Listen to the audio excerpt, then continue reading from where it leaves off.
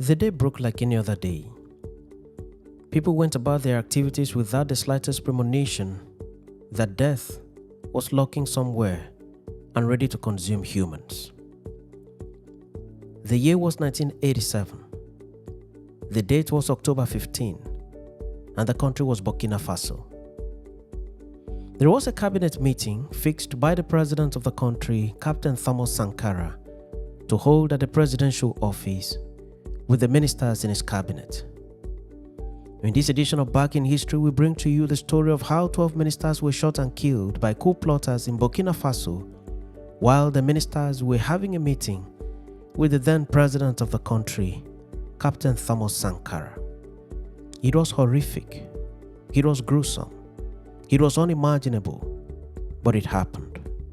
Welcome to this edition of Back in History. The ministers were seated, and in no time the president walked in, took a salute, and commenced the business of the day. Unknown to the president and the ministers, there was death waiting for them to start the meeting before it struck. The death was very close and not far away from the premises of the presidential office.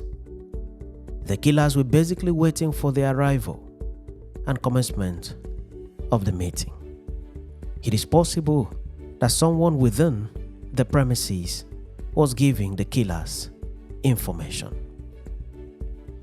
Few minutes into the meeting, some armed men arrived to the meeting venue. They commanded President Thomas Sankara to stand up, raise his hands and walk towards the exit door, while the ministers were commanded to lie flat on the ground with their faces covered. The ministers all obeyed and laid flat on the ground, while the president was led through the exit door like a lamb taken to the slaughter. Indeed, he was penciled to be slaughtered, and the mission was to be accomplished by all means and as quickly as possible.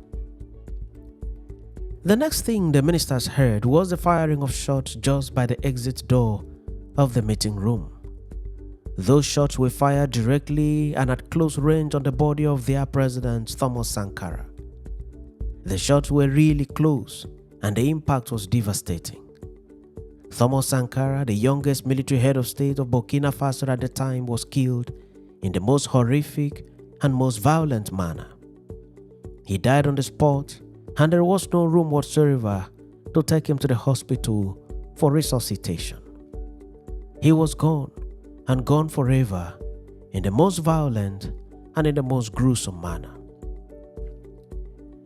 Done with the killing of the president, the gunmen went back into the meeting room and fired sporadically at the ministers whose faces were covered on the floor. In that shooting, 12 ministers were killed in cold blood.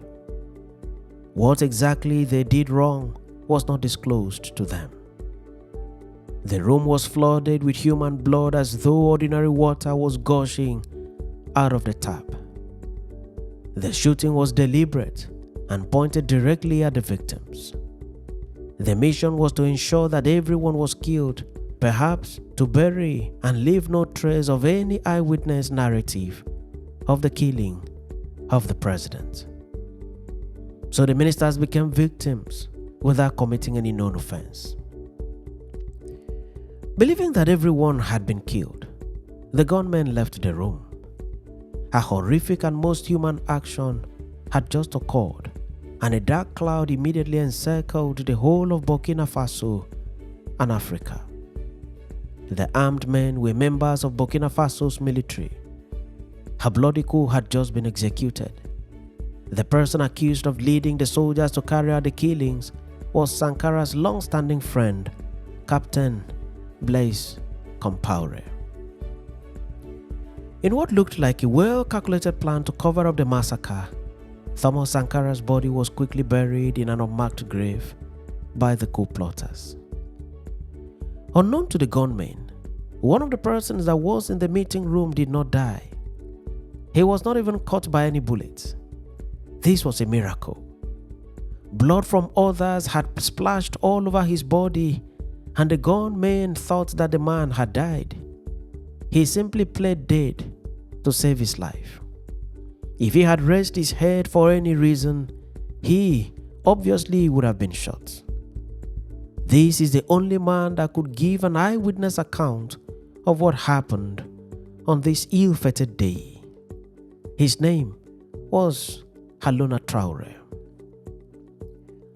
While taking journalists around the room where the meeting held and where the massacre occurred, Haruna Traore, years after, narrated the assassination as follows, quote, "We had a meeting in this room around 4 p.m. The comrade president arrived last. We were waiting for him in the meeting room here, and as soon as he arrived, the meeting began. So we started the meeting, and as I had just been sent to Benin for a mission, I had the floor.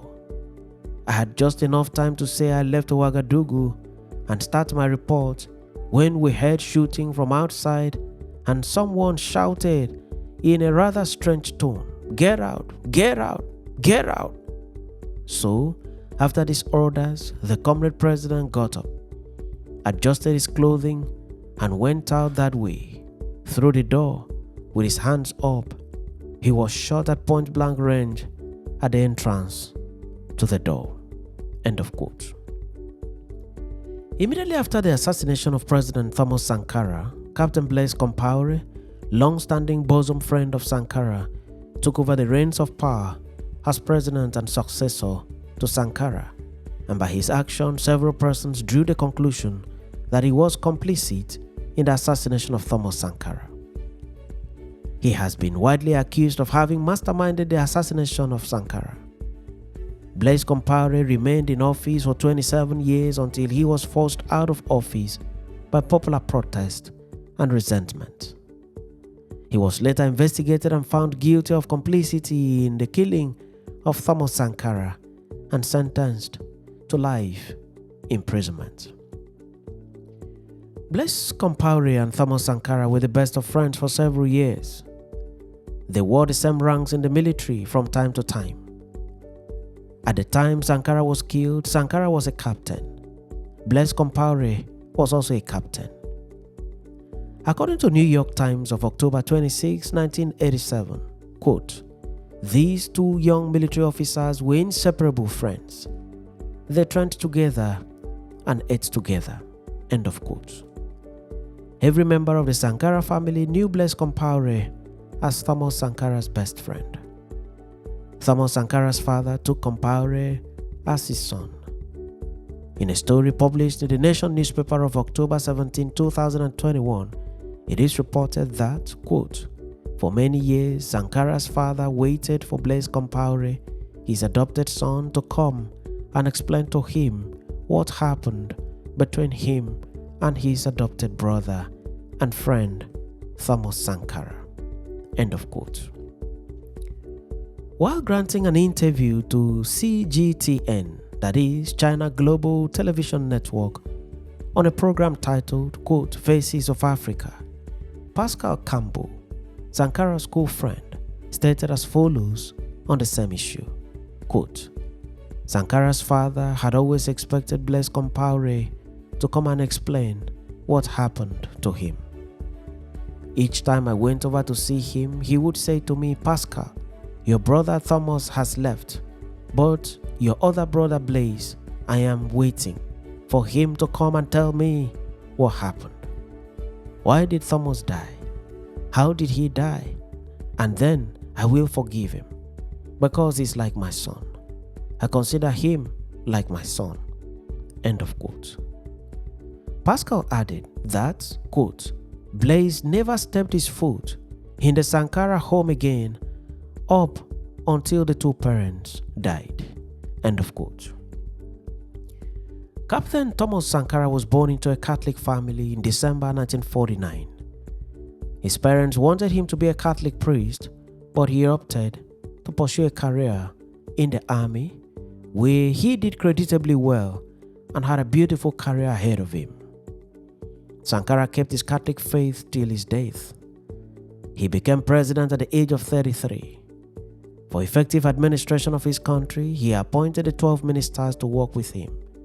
He was a president with an unusual passion for his people and for the development of his motherland.